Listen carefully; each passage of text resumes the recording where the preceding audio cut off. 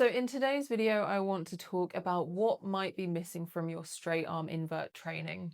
So one of the things that I think gets overlooked quite easily is actual straight arm strength. And what this means is the ability to maneuver your body around with your arms staying straight. So just to give you a quick comparison, a bent arm strength exercise would be a pull-up or a push-up because we are using bent arm push and pull strength to create the movement. Straight arm strength, it can be a little bit trickier to train initially because it's not always obvious which exercises are going to help, and it's not always obvious why it's necessary.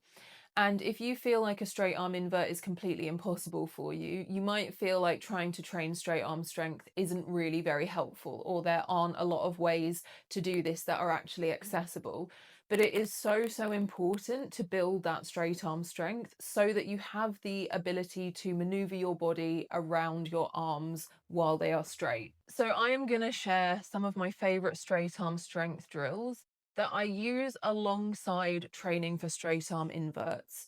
So obviously with our straight arm invert, we want to be doing things like the negatives. We want to be working on the pathway. We want to be working on hanging compression strength. We want to be working on the entry and the exit of the invert. But we also want accessory strength and conditioning that is going to develop better straight arm strength, increase our capacity, and improve our chances of achieving a straight arm invert. So drill number one is something called a swan pull. Now, this is such an excellent exercise for building not only straight arm strength, but scapular strength.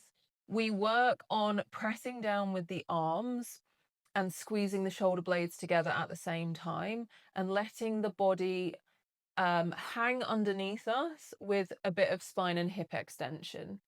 So this is moving our body in the opposite way that we would for a straight arm invert, because for the invert, we rotate around our shoulders. With this exercise, we're moving the body in the opposite direction. But it creates such strong upper back and lats and is a really beneficial exercise for understanding how to control your scapula under full load of your body. And if it feels challenging, you can actually do this with feet on the floor to begin with so that you don't have to move all of your body weight with your upper body. Drill number two is something that I call inverted hip slides. I believe this exercise has a bunch of different names, but that's what I call it.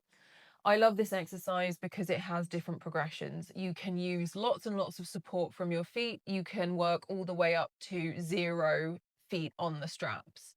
It is very accessible for a range of levels in aerial. And this helps you to understand how to press down and lift your body weight up with straight arms. So obviously we are dropping the hips kind of in a similar way that we would through a negative invert, but the feet are obviously in a different position. And then we want to be primarily using the upper body, the lats and the scapula, and our arms and shoulders to lift the hips up and try and return to our inverted hang. So this is a very simple exercise, but it is very challenging when it's done properly, and it has a range of different options depending on your level of strength. And then drill number three is something that I call a banded front lever tuck.